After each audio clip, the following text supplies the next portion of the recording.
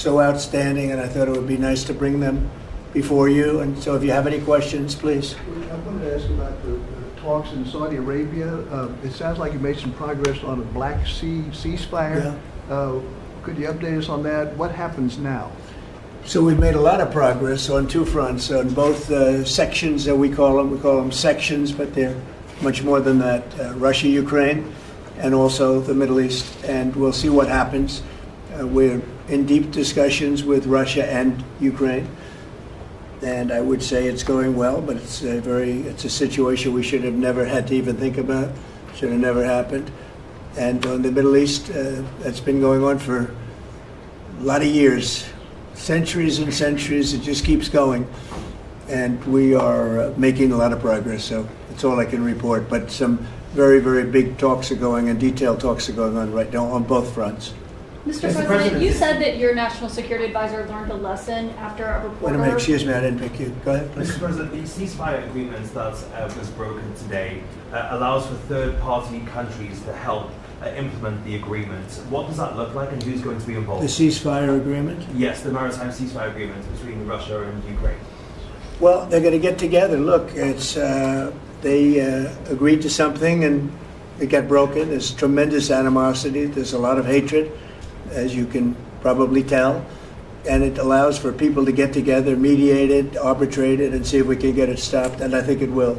That'll get stopped. What countries are you looking to work with, sir, to help implement and monitor that ceasefire? We have other countries involved, and they're involved very strongly in the process, and that'll be resolved. That's actually, as bad as it is, that's the least of the problems. So we'll get that resolved, and we are being aided by other countries too. Yes, please, please, Brian. Tomorrow, the subcommittee on DOGE is going to review funding for NPR and PBS. Now, every Republican president has always promised to take away this money that's going to these two public news outlets. If they're successful, I know Senator Kennedy has backed it, Marjorie Taylor Greene in Congress has backed it. Would you be interested in defunding and taking away taxpayer dollars to NPR and PBS? Well, I would love to do that. I think it's very unfair. It's been very biased, the whole group. I mean, a whole group of them. And frankly, there's plenty look at all the media you have right now. There's plenty of coverage. I was from a different age, and they spend more money than any other network of its type ever conceived. So the kind of money that's being wasted, and it's a very biased view, you know that better than anybody. And I'd be honored to see it end. We're well covered. Look at all the people that we have here today. We're well covered, and we don't need it, and it's a waste of money. Especially, I don't even know what DOGE's recommendation is. I assume their recommendation is to close them up. Well, after they hear all the testimony, I think they're going to make a decision relatively sooner than later. Yeah.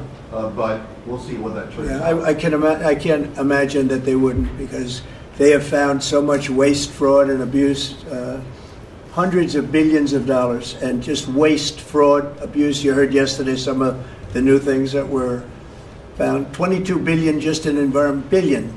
You know, if you had 22 million, Warren, it would be nice, but 22 billion put into environmental accounts. One was 2 billion into one account, Stacey Abrams, where they had $100 in the account. And just before I came in, they put $2 billion. And you guys are looking, so you mean 2 million or maybe 200,000? No, $2 billion were put in the account. What do you think of that, Mike? Do you think that's a straight deal? 2 billion? Just write me the check, Mr. President, so they can commit me to Israel. It's it's a horrible thing, and we have so many of those things. So they've done an incredible job, and the country wants to hear it. I think DOGE is actually very popular because of what's happening. They're hearing about all of these scams and for big money, tremendous amount. And when you add it up, just hundreds of billions of dollars being wasted, and much of it's fraud. You know, we talk about waste. And it is waste and abuse, but a lot of it's fraud Can I too. follow up on something? Yeah, go ahead, Brian. I just want to follow up on that. If Planned Parenthood is defunded, would you look into the harvesting of baby organs that they've done throughout the years and maybe go after some criminal prosecution on that? Well, I think you're talking about a subject that is a heated subject, and we'll look into it. We're going to look into everything, but that's certainly a subject that's been debated for a long time, and we will look into it, yeah. Mr. President, Mr. President, Some senators have expressed hope that the White House will support a rescission package to codify some of the DOJ cuts into law. Where does the White House stand on that? And are you making progress? The which on that? package? A rescission package to codify some of the DOJ cuts into law. You know what, it would be great. I think we're going to do that. I think they're going to do it. I think we're also going to be codifying a lot of the executive orders that we've done, which have been very popular. And we're looking at one, I will tell you right now, that I think perhaps will be controversial, but not with the people, and that's sanctuary cities. We're going to end sanctuary cities for some of these jurisdictions that aren't cooperating with law enforcement. They're guarding criminals. They're taking the rights away from the citizens of their state and their city. And we're going to be ending sanctuary cities if we find it necessary to do in certain major areas. And we may just end the entire thing altogether because it's just a way of protecting criminals. And nobody else is benefited by that. And for some reason, Democrats want to keep and they want to shield criminals from being sent back to their countries or being sent to prison. And in the meantime, the crime rate has gone through the roof. Under Biden, it was through the roof. It's starting to come down, but we're taking a lot of people out of here. So we may be presenting you very shortly with a executive order ending sanctuary cities. Mr. President, are you going to change any of the practices that your national security officials used after a reporter was inadvertently added to a group chat about attacks on Yemen? Well, I think it's a question I've been asked now, and I've given a few answers, and they've all been the same.